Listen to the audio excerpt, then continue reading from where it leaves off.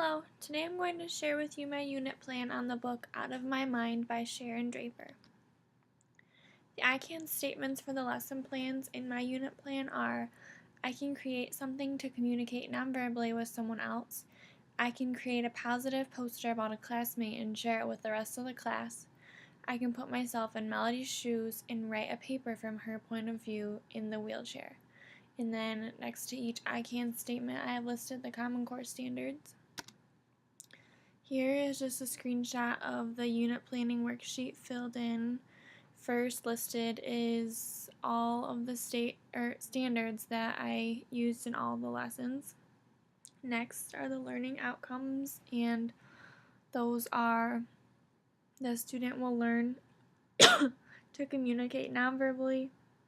The student will learn the meaning of empathy in regards to students with differences. And the student will explore the meaning of being positive and kind to other individuals.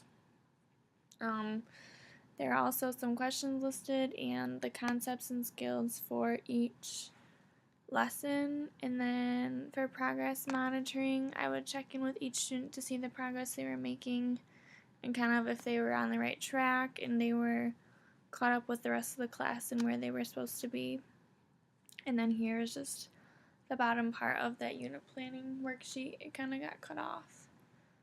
An overview of what the lessons will cover. The first lesson is called Ways to Communicate, and this will show students that not everyone is able to communicate verbally. It will show them that it's important to understand that everyone faces different challenges. The second lesson is called A Positive Poster, and this will show students how important it is to treat one another with respect. It will also show them how much being positive and respectful to someone can mean to them. Respect goes a long way, and I want the students to understand that through this activity. The point of view paper will help each student realize the challenges that Melody faced throughout the book every day. It'll also show them that everyone is different and faces challenges, but it is important to always be respectful and accepting no matter what. It could also teach the students how important it is to be confident in yourself no matter what you might be facing. Here is a picture of the first lesson that I created titled Ways to Communicate.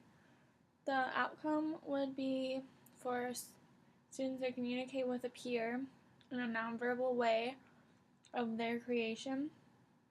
Listed below are the state standards.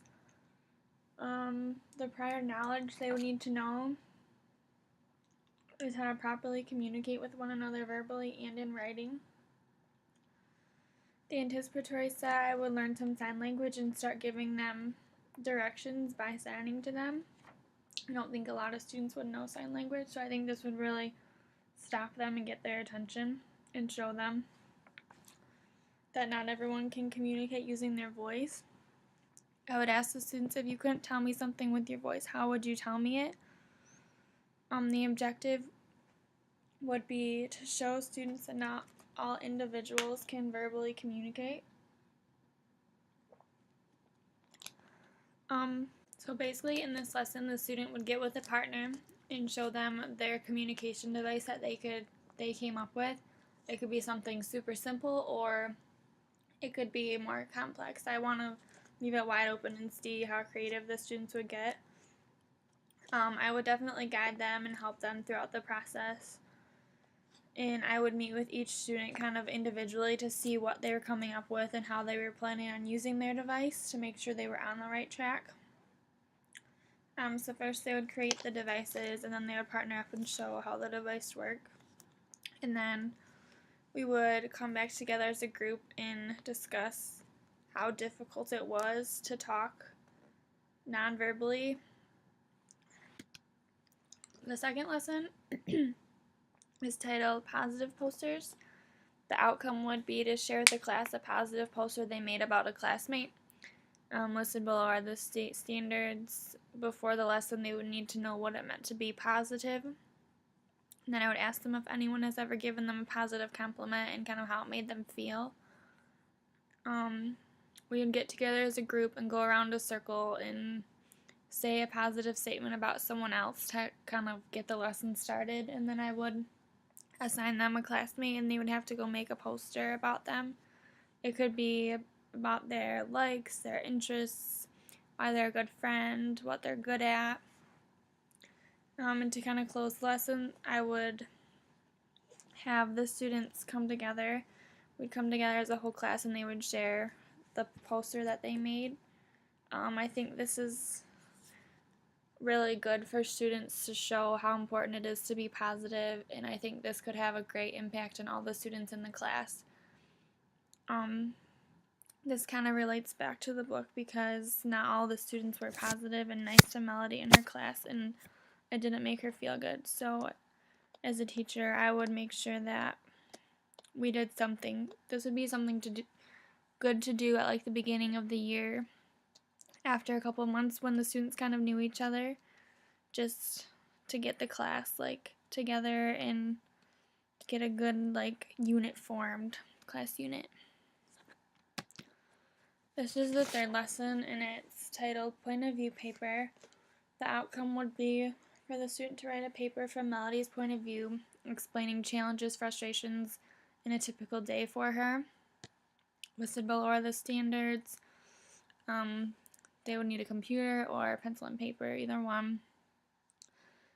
Their prior knowledge, they should have already read Out of My Mind, so they know kind of what Melody's life was like. And then I would ask them how they would feel if they were Melody.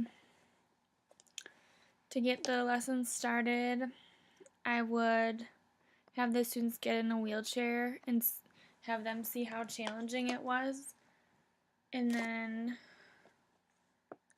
I would have them write a paper from her point of view. What types of challenges does she encounter throughout the book? And then I would assign them about 2 to 4 pages. And then to close the lesson after their paper was done, they could share it with the class if they wanted to, but then we would come together and discuss their thoughts and feelings and how writing the paper went and how it made them feel.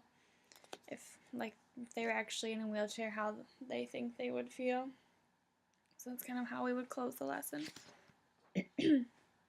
This is an example of a handout I would give before writing the paper. Bubble charts like these are great to just put your ideas and main thoughts in, and it makes the paper writing process a lot easier once you have some thoughts and main ideas down. So this would be a great way for them to brainstorm. While planning each lesson, I would make sure to consider the students in my class and their levels of learning. Differentiation is really important, so I'd break my lessons into tier 1, 2, and 3. Trying to keep the same concept and idea in mind if possible. The tier 1 lesson would be for the majority of the students. I would differentiate and adjust things a little bit for the tier 2 students. And for those in tier 3, I would take certain things out of the lesson and make the appropriate accommodations. I would adjust the lesson to what they were able to do and what was appropriate for them. Incorporating technology into the classroom is extremely important. For some lessons in students, you might need to incorporate technology and hands-on experiences even more. For tier 2 and tier 3 students especially, it might be easier for them to work on the lesson using an iPad or computer, or you could also record videos for them to listen to as a teacher.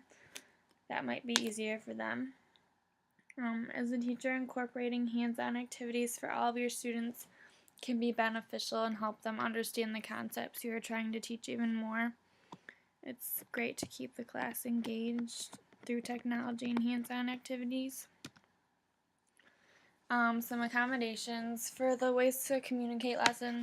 Something you could do differently is help the student with creating their communication device. You could just assist them in whatever they were doing, or if they had a really hard time doing it, they could draw what they were going to make instead of actually creating it.